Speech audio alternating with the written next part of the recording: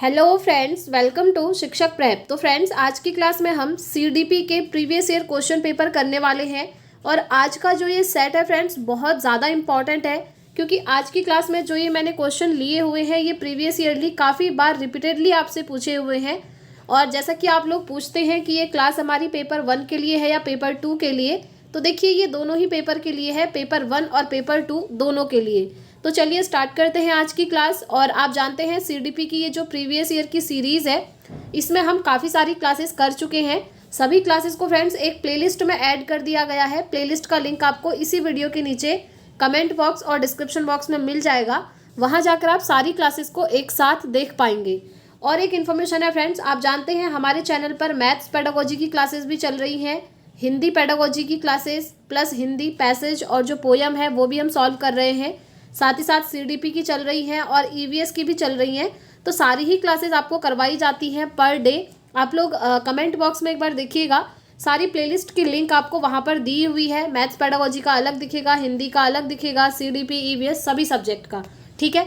और फ्रेंड्स, आप लोग अगर नोट्स परचेज करना चाहते हैं तो स्क्रीन पर दिए हुए नंबर पर व्हाट्सअप मैसेज करके आप नोट्स को परचेज कर सकते हैं। और बिलीव मी, आप इन सभी क्लासेस को कर लेते हैं और नोट्स को अच्छे से रिवाइज कर लेंगे ना, तो आपका सीटेट क्वालिफाई तो होगा ही, साथ में बहुत अच्छे मार्क्स भी आपके आएंगे। तो चलिए स्टार्ट करते हैं आज की क्लास। इससे पहले के जो क्वेश्चन थे हमने प्रीवियस वीडियो में कर लिए थे, आज की क्लास में उससे आगे हम डिस्कस करेंगे। तो आज की क्लास का सबसे पहला क्वेश्चन है फ्रेंड्स आपके सामने, निम्न में से अधिगम की कौन सी तकनीक पर एक अध्यापिका को बल देना चाहिए। यानी कि सबसे इम्पॉर्टेंट जो तकनीक है अधिगम की, लर्निंग की, वो कौन सी है और अध्यापिका को उस पर बल देना चाहिए, वो आपको बताना है। पहला है उद्दीपक प्रतिक्रिया द्वारा अधिगम, दूसरा है संरचनाबद्ध अन्वेषण की प्रक्रिया द्वारा अधिगम, तीसरा है रट्टा मार करके सीखना, और चौथा है दूसरों से ज़्यादा अंक प्राप्त करने के लिए सीखना। तो देखिए, कभी भी हम इसलिए चीज़ों को नहीं सीखते हैं ताकि हम दूसरों से कंपेयर करें खुद को और दूसरों से अच्छे हमारे नंबर आए, इस चीज़ के लिए सीखना ये नेगेटिव चीज़ है। रट्टा मार करके सीखना, आप जानते हैं ये तो बिग नेगेटिव टैग वर्ड है। कहीं भी अगर दिख रहा है ना बच्चों को रटवाया जा रहा है, रट्टा मार करके सिखाया जा रहा है, ये सब नेगेटिव होता है। बच्चों को रटवाना नहीं है बल्कि बच्चों को समझानी है चीज़ें। जो भी कॉन्सेप्ट आप पढ़ा रहे हैं वो बच्चों को रटवाना नहीं है बल्कि समझाना है, ठीक है। सेकेंड ऑप्शन आप देख पा रहे होंगे, संरचनाबद्ध अन्वेषण की प्रक्रिया द्वारा अधिगम। ये बेस्ट होता है फ्रेंड्स। ये अन्वेषण क्या होता है ना, अन्वेषण मतलब होता है खोज विधि, जिसे हम कहते हैं खोजबीन विधि, ह्यूरिस्टिक मेथड, ठीक है। इससे क्या होता है, बच्चे खुद से जो है वहाँ पर एक्टिव होते हैं चीज़ों को करने में। और कभी भी अगर बच्चे किसी भी काम में खुद इन्वॉल्व हो रहे हैं, खुद एक्टिवली उस काम को कर रहे हैं, तो उस काम को वो बहुत अच्छी तरह से सीखते हैं। तो ये टेक्निक बेस्ट होती है कि बच्चों को आप क्या करो, खोजबीन के अवसर दो। तो इसीलिए सेकेंड ऑप्शन इसका बिल्कुल राइट हो जाएगा।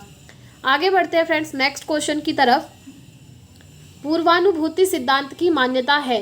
पूर्वानुभूति सिद्धांत की क्या मान्यता है। पहला है, बालक खेलों में भावी जीवन की झलक देखता है, बालक जन्म से ही खेलने वाला होता है, बालक की यह जन्मजात प्रवृत्ति है, या फिर बालक खेलों को मनोरंजन मानता है। तो देखिए, पूर्वानुभूति सिद्धांत आपको याद रखना है, इसकी मान्यता है कि बालक खेलों में भावी जीवन की झलक देखते हैं। यानी कि जो स्पोर्ट्स होते हैं उसके अंदर वो देख पाते हैं कि ये उनका फ्यूचर भी हो सकता है। तो फर्स्ट ऑप्शन इस क्वेश्चन का राइट होगा। आगे बढ़ेंगे फ्रेंड्स नेक्स्ट क्वेश्चन की तरफ। अधिगम के सामाजिक रचनात्मक दृष्टिकोण को समर्थन देने वाले शिक्षाविदों द्वारा निम्नलिखित में से किसे बढ़ावा नहीं दिया जाता है। किस चीज़ को बढ़ावा नहीं दिया है ये पूछा है। पहला है व्यवहार का अनुकूलन करना, दूसरा है खोजी अधिगम, तीसरा है पाठ प्रदान करना, और चौथा है सांस्कृतिक साधनों का प्रयोग करना। तो देखिए, सामाजिक रचनात्मक दृष्टिकोण की बात हो रही है और आप जानते हैं जो हमारे वाइगोत्स्की हैं, ठीक है, ये मैंने आपको करवा भी दिया है थ्योरी। ये जो वाइगोत्स्की हैं ये क्या है, इन्होंने भी जो सिद्धांत दिया था वो यही था, सामाजिक संरचनावादी सिद्धांत, ठीक है। तो अगर आप वाइगोत्स्की के पर्सपेक्टिव में देखें तो भी इसके आंसर तक आप पहुंच सकते हैं, क्योंकि सामाजिक रचनावादी, इनका तो सिद्धांत का नाम ही है सामाजिक सांस्कृतिक सिद्धांत विकास का, ठीक है। तो उसमें सामाजिक रचनात्मकता भी ऐड हो जाती है। तो देखिए, इनके अनुसार या फिर जो अन्य शिक्षाविद हैं जो सामाजिक रचनात्मक दृष्टिकोण से देखते हैं चीज़ों को, उनके अनुसार किसे बढ़ावा नहीं दिया जाना चाहिए। तीन चीज़ों को तो वो बहुत ज़्यादा बढ़ावा देते हैं फ्रेंड्स। इन तीन चीज़ों को, एक तो खोजी अधिगम, यानी कि जहाँ पर बच्चे खुद एक्टिविटी करके चीज़ों को खोजबीन करते हैं। दूसरा पाड़ प्रदान करना, पाड़ मतलब होता है स्कैफोल्डिंग, और ये जो पाड़ वर्ड है ना, ये वाइगोत्स्की ने ही दिया था, इसलिए मैंने आपको पहले वाइगोत्स्की का नाम बताया, क्योंकि ये जो पाड़ आप देख रहे हैं इसका मतलब होता है स्कैफोल्डिंग, और ये जो स्कैफोल्डिंग है इसकी बात करी थी वाइगोत्स्की ने। अब ये स्कैफोल्डिंग क्या होता है? स्कैफोल्डिंग होता है बच्चों को हेल्प देना, टेम्पररी हेल्प देना। कैसे हेल्प देना? जैसे बच्चों को कोई चीज़ समझ में नहीं आ रही है तो आप उनको आंसर बता सकते हैं, उनकी हेल्प कर सकते हैं, कुछ हिंट दे करके, कुछ संकेत दे करके, ठीक है।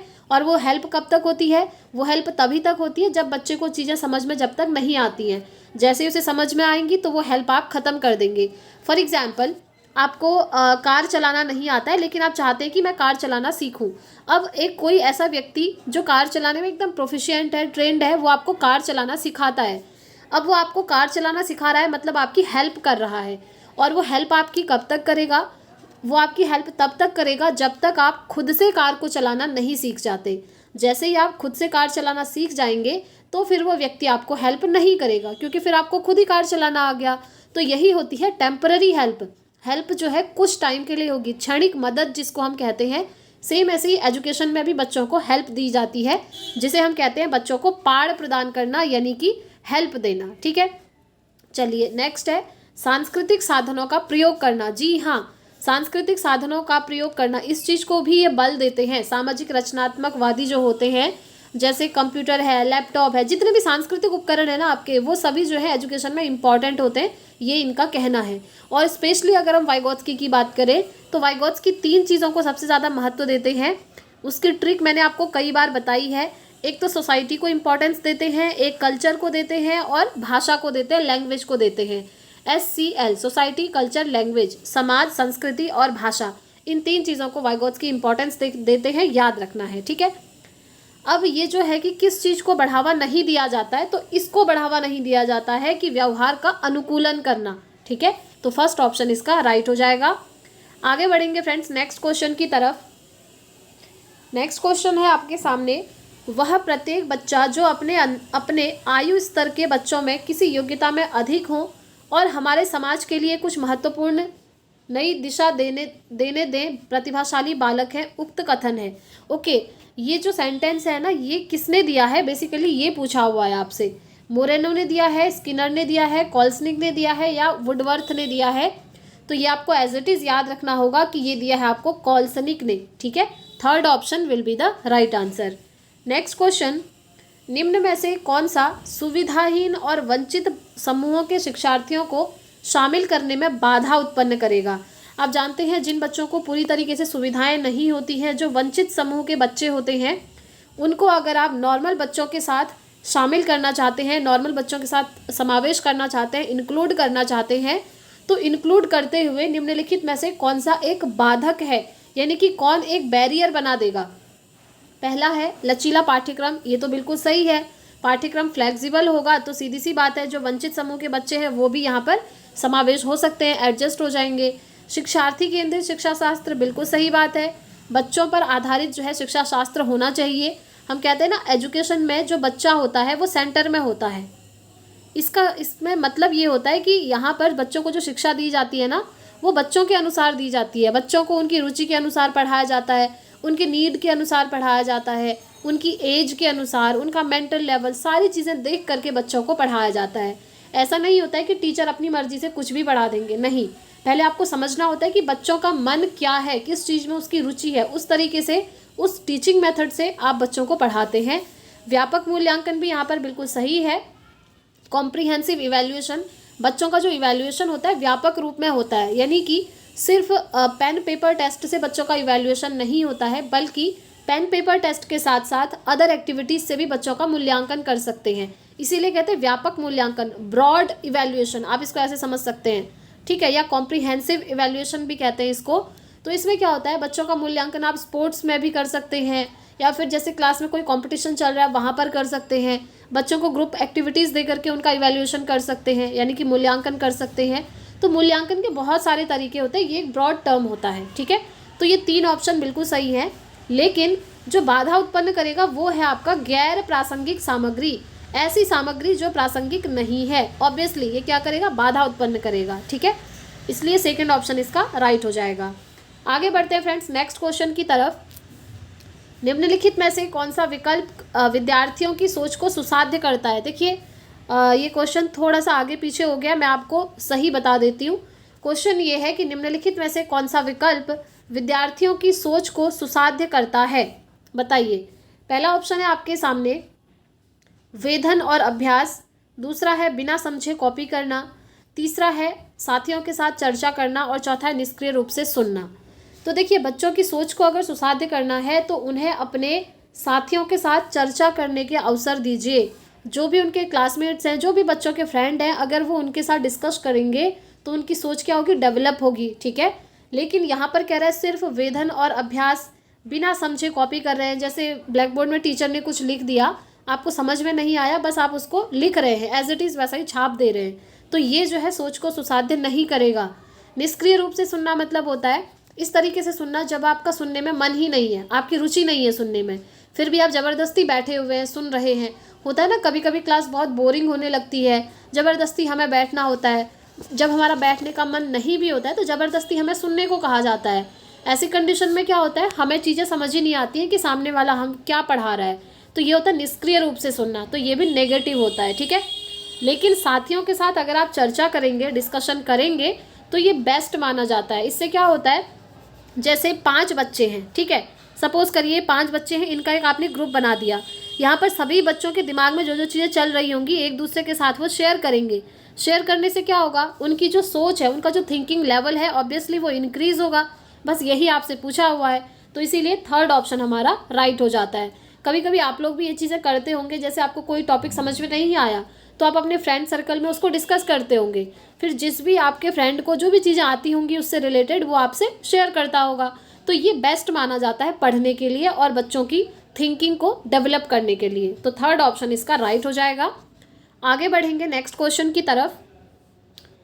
निर्देश तैयार करते समय एक शिक्षक को यह सुनिश्चित करना चाहिए कि उसके निर्देश कैसे होने चाहिए। छात्रों को भ्रमित और हतोत्साहित ना करें। जी हाँ, पाढ़ की सुविधा ना दें, ये गलत हो गया, क्योंकि पाढ़ की सुविधा देनी है। अभी मैंने ऊपर आपको बताया था एक क्वेश्चन में, पाढ़ मतलब होता है हेल्प देना, तो हेल्प की सुविधा होनी चाहिए। ये कह रहा है कि सुविधा ना दें, तो ये हमारा बाहर हो जाएगा। अधिगम को मध्यस्थ ना करें, करना है, ठीक है, अधिगम को मध्यस्थ भी करना है। नेक्स्ट है सीखने के हस्तांतरण में मददगार ना हो, ऐसा नहीं है, मददगार होना चाहिए। सीखने में तो इम्पॉर्टेंट होना ही चाहिए ना। अगर आप निर्देश तैयार कर रहे हैं उससे बच्चों को सीख मिलनी चाहिए, तो इसलिए वो भी बाहर हो गया।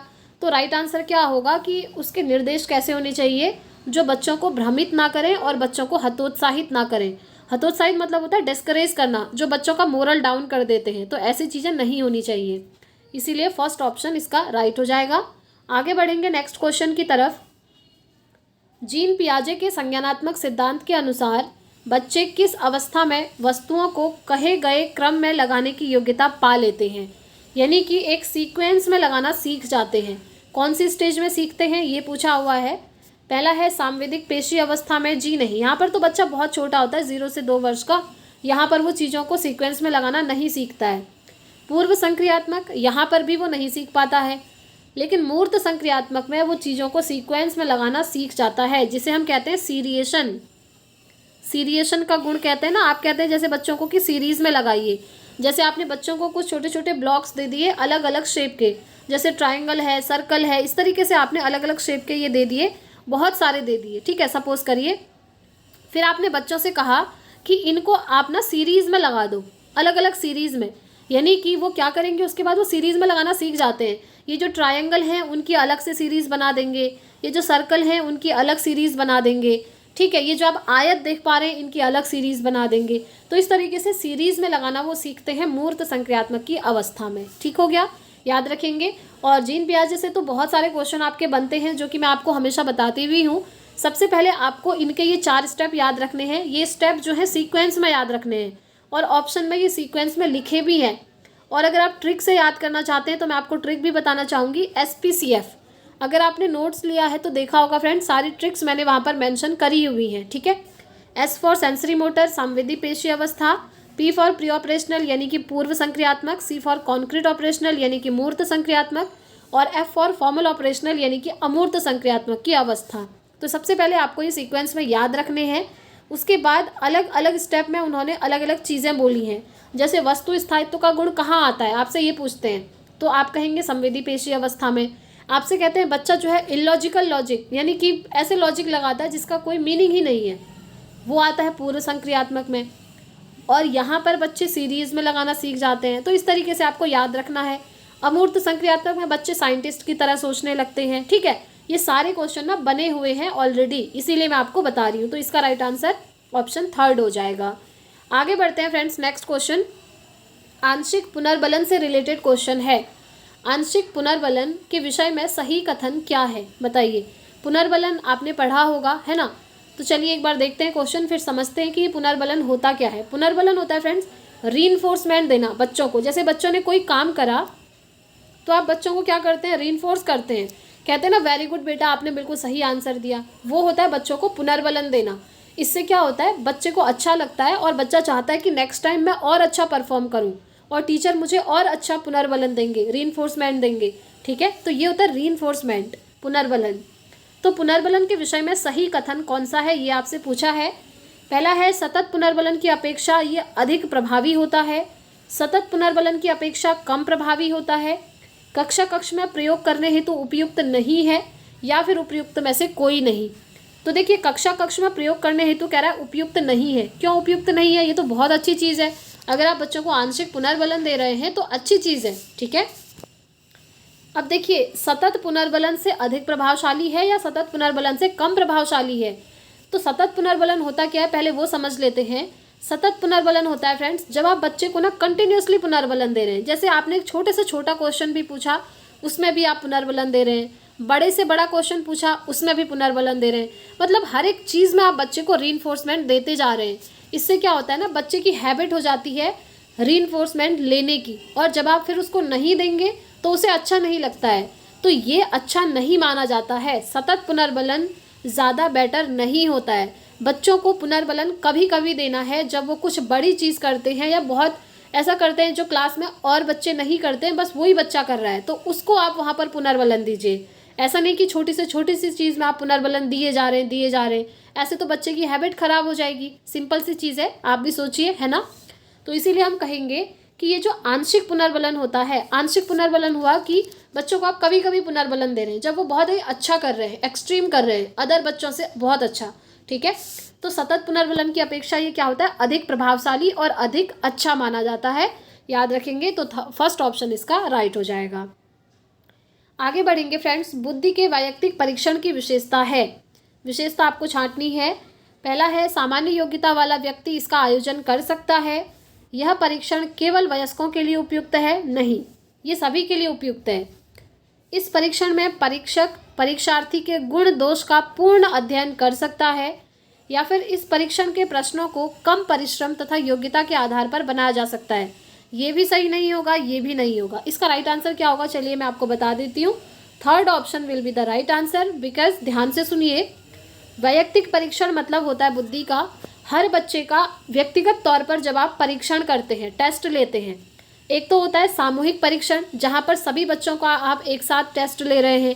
एक होता है वैयक्तिक परीक्षण, मतलब हर व्यक्ति का इंडिविजुअली आप क्या कर रहे हैं, टेस्ट ले रहे हैं, वो होता है वैयक्तिक परीक्षण, और ये बेस्ट माना जाता है। ठीक है, इसमें क्या होता है, जो परीक्षण लेने वाला है परीक्षक जिसको हम कहेंगे, और जो परीक्षार्थी है जिसका परीक्षण लिया जा रहा है, उसके गुण और दोष का पूर्ण अध्ययन कर सकता है। यानी कि जो टीचर हैं, जो परीक्षक हैं, वो परीक्षार्थी के गुण और दोष सभी चीज़ों का पता लगा सकते हैं। क्योंकि वैयक्तिक परीक्षण हर व्यक्ति का अलग अलग होता है, सेपरेट होता है। जैसे आपके एग्जाम में होता है ना, ओरल एग्जाम होते हैं कभी कभी, मौखिक परीक्षाएं जिसको हम कहते हैं, है ना। तो उसमें क्या होता है, सॉरी इसको ओरल नहीं, वो ओरल मतलब होता है सुनना। तो ओरल जो होता है हमारा, उसमें क्या होता है, बच्चों को एक एक करके बुलाया जाता है और उनसे क्वेश्चनिंग करी जाती है। इससे क्या होता है, टीचर ना हर बच्चे को ऑब्जर्व कर पाता है कि कौन बच्चा किस तरीके से है, यानी कि किस बच्चे को कितना आता है, किसको कितना याद है, किसको नहीं है। तो ये सारी चीज़ें, तो इसीलिए बच्चे के जो गुण और दोष हैं उनका पूर्ण अध्ययन किया जा सकता है वैयक्तिक परीक्षण से। ठीक है, थर्ड ऑप्शन इसका राइट होगा। नेक्स्ट क्वेश्चन देखिए, बहुत अच्छा क्वेश्चन है। कोई भी नाराज़ हो सकता है, यह बहुत आसान है। आप भी जानते हैं नाराज़ होना बहुत ईजी है।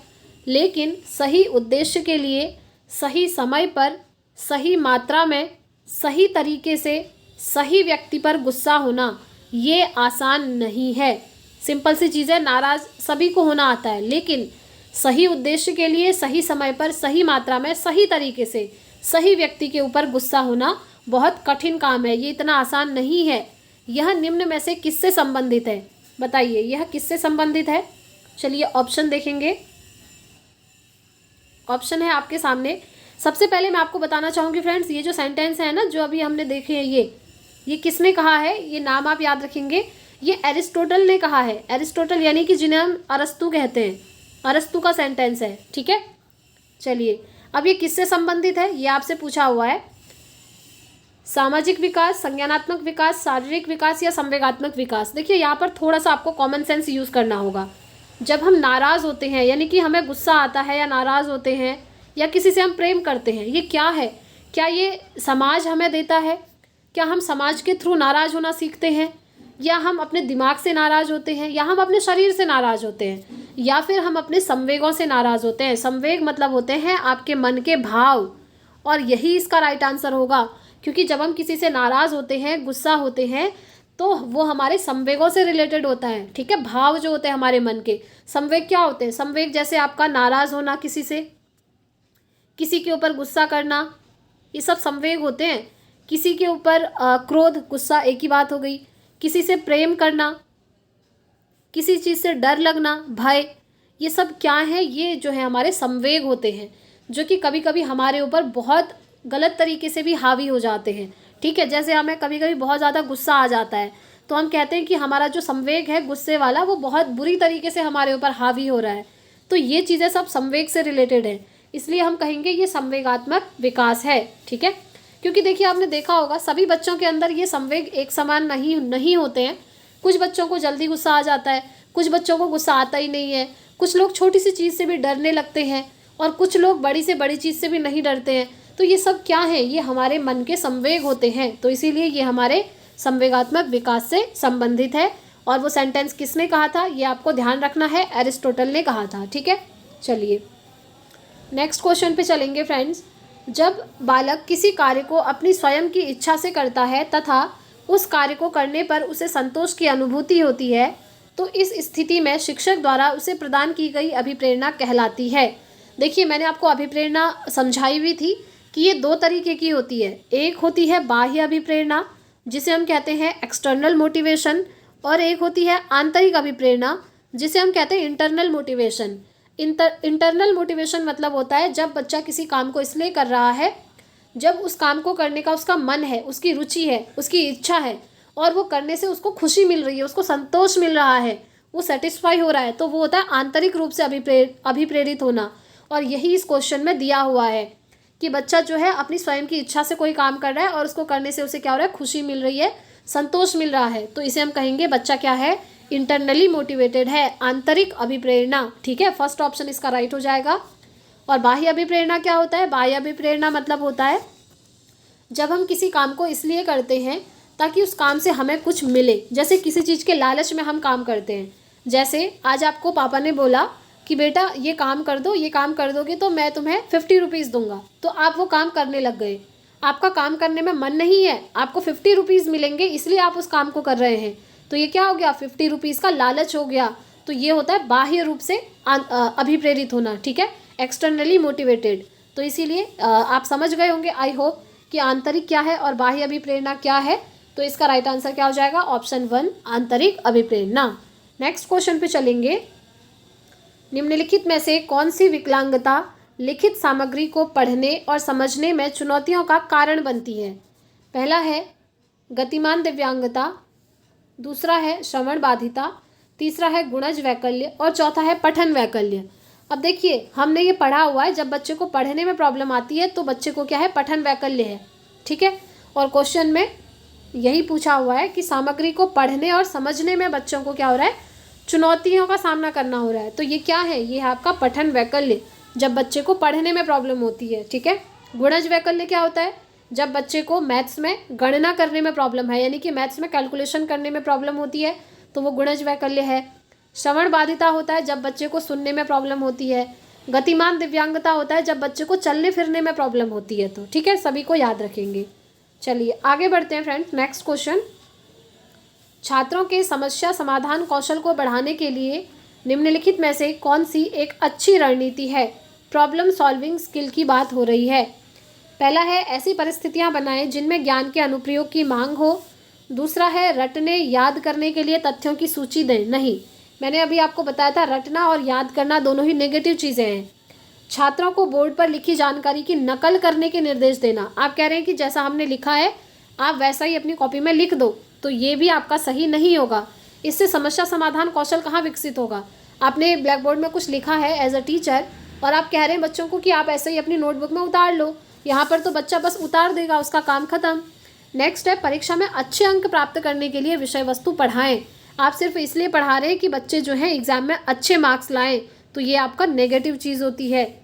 तो अगर आपको बच्चों में समस्या समाधान कौशल विकसित करना है तो ऐसी कंडीशंस आपको लानी होंगी, ऐसी परिस्थितियां बनानी होंगी जिसमें बच्चा ज्ञान का ज़्यादा से ज़्यादा क्या कर पाए, अनुप्रयोग कर पाए, उसको यूज़ कर पाए। ठीक है, इसी से तो बच्चा समस्या समाधान सीखेगा। जैसे आपने कोई प्रॉब्लम दे दी बच्चों को, आपने कहा कि इसको सॉल्व करो, तो यहाँ पर क्या होगा, बच्चे समस्या समाधान जो है उनमें विकसित होगा, क्योंकि वो जो समस्या है उसका समाधान बच्चे ढूंढेंगे। ठीक है, तो इसीलिए फर्स्ट ऑप्शन इसका राइट हो जाएगा। तो फ्रेंड्स आज की क्लास के सारे क्वेश्चंस यहाँ पर कंप्लीट होते हैं। आई होप आपको वीडियो पसंद आई होगी। फ्रेंड्स अगर आप चैनल पर पहली बार आए हैं तो चैनल को सब्सक्राइब करके बेल आइकन ज़रूर प्रेस कीजिएगा, ताकि इसी तरह की इंपॉर्टेंट क्लासेस आपको मिलती रहें। साथ में फ्रेंड्स अगर आपको वीडियो पसंद आई है तो प्लीज़ कमेंट करके ज़रूर बताइएगा और वीडियो को ज़्यादा से ज़्यादा लाइक एंड शेयर करिएगा। और अगर आप नोट्स लेना चाहते हैं सीटेट का तो स्क्रीन पर दिए हुए नंबर पर व्हाट्सअप मैसेज करके आप पेड नोट्स को ले सकते हैं। और फ्रेंड्स अगर अभी तक आप लोगों ने हमें टेलीग्राम और व्हाट्सअप पर ज्वाइन नहीं करा है तो कर लीजिएगा, लिंक आपको डिस्क्रिप्शन बॉक्स में दिया हुआ है। तो आज की क्लास में इतना ही रखते हैं फ्रेंड्स। अब हम मिलेंगे कल अपनी नेक्स्ट क्लास के साथ। Thanks for watching.